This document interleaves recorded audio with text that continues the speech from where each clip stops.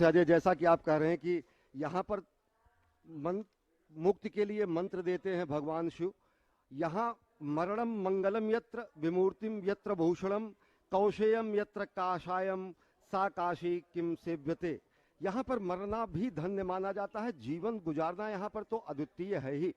और सबसे बड़ी बात यह है कि भगवान शिव की ये नगरी हर तरीके से, ये धर्म, कर्म और आध्यात्म का यहाँ पर संगम है, साहित्य, कला, संगीत का यहाँ पर संगम है, सनातन संस्कृति का ये सर्वोच्च प्रकाश स्तंभ तो है ही, साथ ही साथ ये स्पष्ट तरीके से पूरी दुनिया का सबसे प्राचीन, सभ्यता से भी प्राचीन, इतिहास से भी प्राचीन, मानव संस्कृति से भी प्राचीन ये नगर है। क्योंकि भगवान शिव ने सर्वप्रिय नगर के रूप में हिमालय के बाद अगर कहीं पर साक्षात मां पार्वती के साथ वास किया तो यहीं काशी में उन्होंने वास किया, और काशी को ये गौरव प्राप्त है। और काशी के गौरव में, काशी की गरिमा में, काशी की महिमा में आज एक और स्वर्ण जड़ित, काशी के मुकुट में एक स्वर्ण जड़ित रत्न जैसा लग रहा है काशी का ये धाम, भगवान के धाम का ये पुनर्निर्माण और पुनर्विस्तार, जहां पर आप देख सकते हैं कि मां गंगा से भगवान विश्वनाथ के बीच के सारे अवरोधों को हटा दिया गया है। जो मंदिर है वो हमारी नजरों से ओझल होता जा रहा था,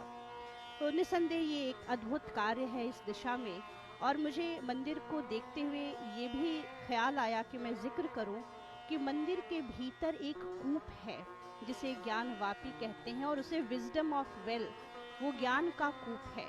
और एक बड़ा ही रोचक तथ्य मैंने मेरी जानकारी में आया कि जैसा कि हम जानते हैं कि बाबा के इस मंदिर को नष्ट करने के लिए समय समय पर आक्रमण हुए, और एक बार ऐसा हुआ कि जो मुख्य हमारे पुरोहित थे उन्होंने बाबा का ये जो ज्योतिर्लिंग, जो कि 7वां ज्योतिर्लिंग है 12 ज्योतिर्लिंगों में, उसे बचाने के लिए स्वयं उसके साथ मंदिर में कूद गए।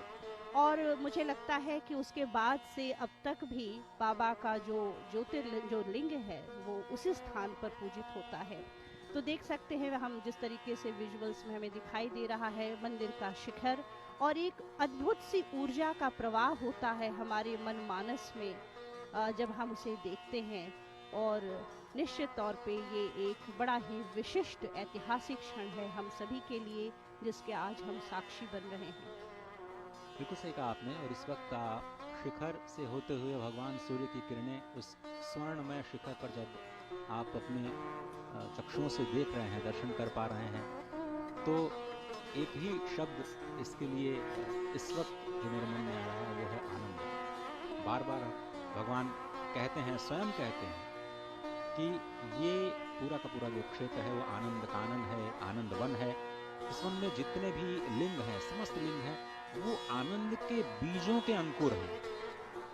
ये जो शिवलिंग हमें दिखाई देते हैं, जिसका हम दर्शन करते हैं पूरी काशी में, असंख्य शिवलिंग, यहाँ के कंकड़ कंकड़, हम बार बार कह रहे हैं कि शंकर का ही स्वरूप हैं, उनको आनंद का बीज कहा गया है। और जब शिवा और शिव अपनी शक्ति के साथ इस भूखंड पर, जिसका निर्माण उन्होंने सबसे पहले किया इस ब्रह्मांड को बनाने से पहले, उसके बाद उन्होंने सोचा कि किसी को ऐसा बनाया जाए जिसके ऊपर हम सारा कार्यभार छोड़ करके केवल लोगों को मोक्ष प्रदान करने का कार्य करें। इतना प्रिय है माँ भगवती शिवा और शिव को स्वच्छंद रूप से काशी में मरने वालों को मोक्ष देना कि वो अपने संपूर्ण कार्यों को किसी के ऊपर छोड़ना चाहते स्वच्छंद होने के लिए। प्राणी माँ गंगा से जलाभिषेक करता है भगवान श्री विश्वनाथ का, उसके पुण्य का लाभ सोचिए, उनके पुण्य का लाभ सोचिए कि कितने गुना बढ़ जाता है।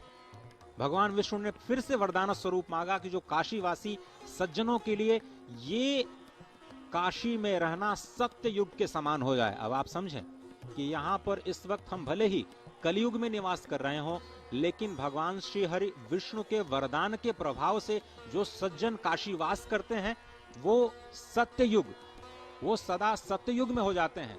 यहाँ पर समय कभी भी दक्षिणायन नहीं होता है, माँ उत्तरायण है।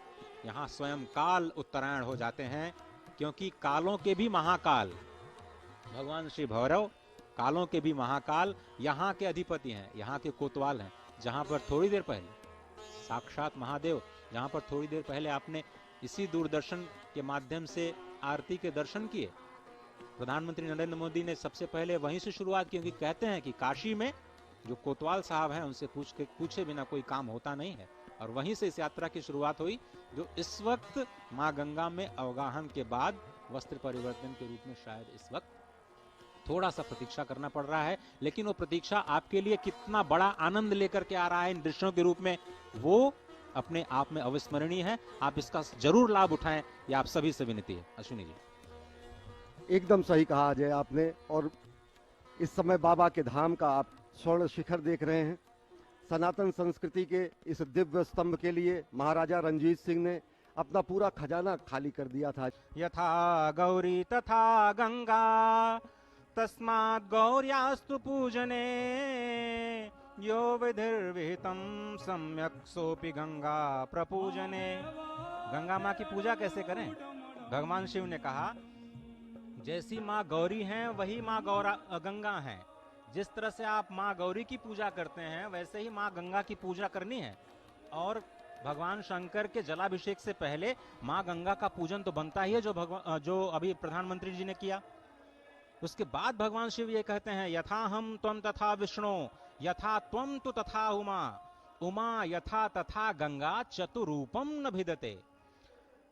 हे विष्णु, जैसा मैं हूं वैसे ही तुम हो।